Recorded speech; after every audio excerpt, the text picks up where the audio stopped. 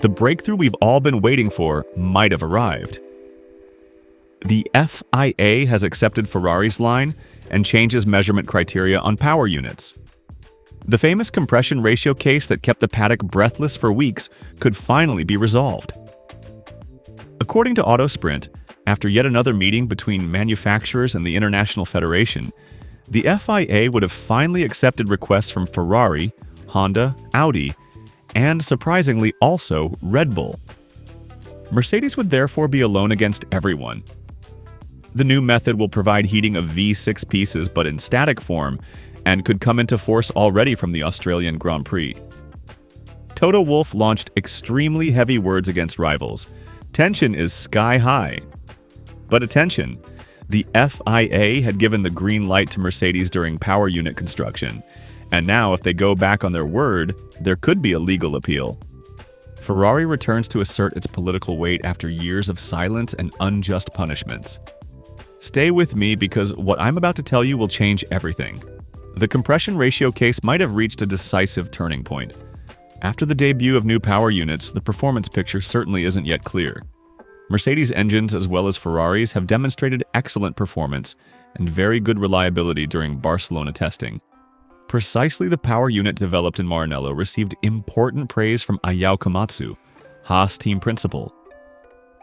Several weeks still remain until the season's start, but the question seemed still open. Indeed, according to what had leaked so far from the paddock, it would have been precisely the Brackley team to see their protests on measurement methods accepted.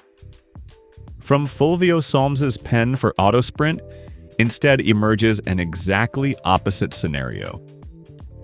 After yet another meeting between manufacturers and International Federation, the latter would have finally accepted requests from Ferrari, Honda, Audi, and surprisingly also Red Bull. In a decisive turn in the discussion, in fact, even the Austrian team would have accepted introduction of a new measurement method. This will provide appropriate heating of V6 pieces, but in static form, not during dynamic engine operation while running. A vote is still missing, but doesn't need unanimity. For manufacturers, the FIA and Formula One are enough to introduce these new criteria, which would come into force already starting from the Australian Grand Prix. And the numbers are there. Ferrari, Honda, Audi, and Red Bull make 4, plus the FIA and Formula One make 6 votes. Mercedes is in minority and cannot block this. For those who still don't know, everything revolves around the compression ratio possibly used by Mercedes to increase material dilation, raise temperatures, and extract more horsepower. Limits with cold checks shouldn't exceed 16:1, but the Brackley house would be capable of reaching 18:1 during the power unit operation phase. The trick would be in thermal expansion.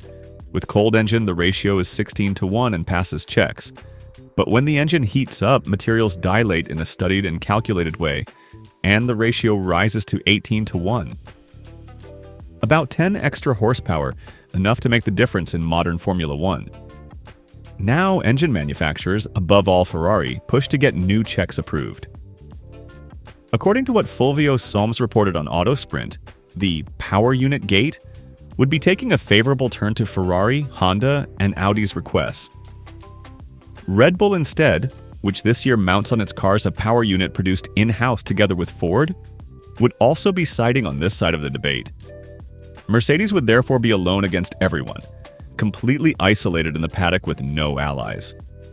Toto Wolff launched extremely heavy words toward rivals a few days ago, showing his frustration. Tension seems to grow more and more, especially because about a month remains until the championships start. The FIA wants to close the matter quickly, but it's not simple at all. The Federation had constant dialogue with the Germans in power unit construction, giving the green light throughout the development process. If now they should go back on their word, there could be a legal appeal. This is the delicate point of the situation that could create significant problems. Mercedes worked with the FIA during all power unit development.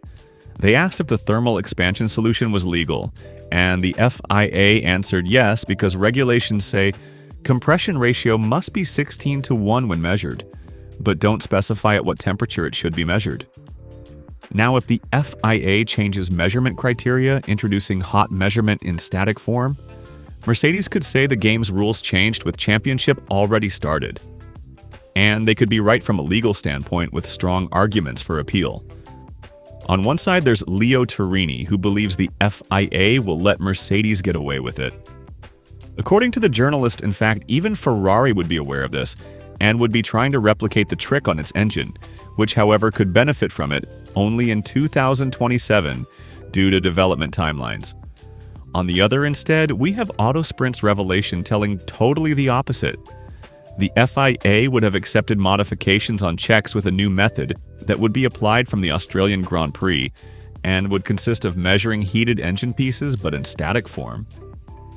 Obviously, provided it's true, it's a change to the 2026 Formula One technical regulations underway, and this requires majority of votes.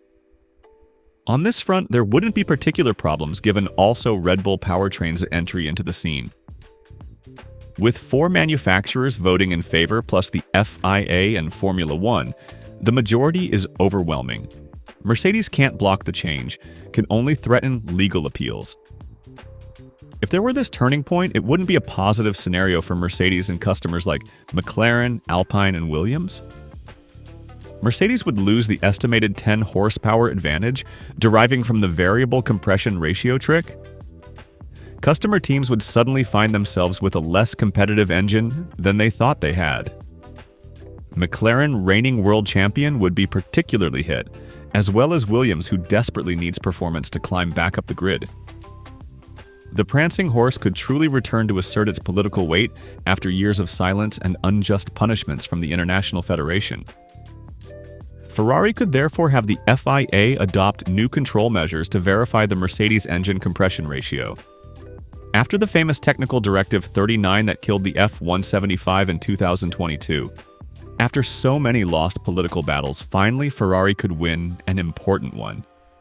And it does so by building a solid alliance with Honda, Audi, and even Red Bull.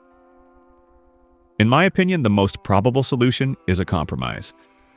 The FIA will introduce the new method, but will give Mercedes time to adapt. Maybe allowing use of the current solution for 2026, but banning it from 2027. So, Mercedes can't complain about having spent money for nothing, but from next year the field is leveled and everyone starts equal. If instead the FIA should change criteria already from Australia, as Autosprint says, prepare for months of legal battles. Mercedes won't surrender easily, has invested too much in this solution. Toto Wolff already launched heavy words, sign they're ready to fight hard. But beyond how it ends, one thing is certain. Ferrari demonstrated knowing how to play the political game. Built alliances, applied pressure at the right moment, completely isolated Mercedes. This is the type of politically strong Ferrari that's been missing for years, and I'm very pleased to see it again. After years of silence and unjust punishments, finally the prancing horse is returning to make its voice heard. We'll see how it ends, but for now, let's take everything with a grain of salt and wait for official confirmations from the FIA.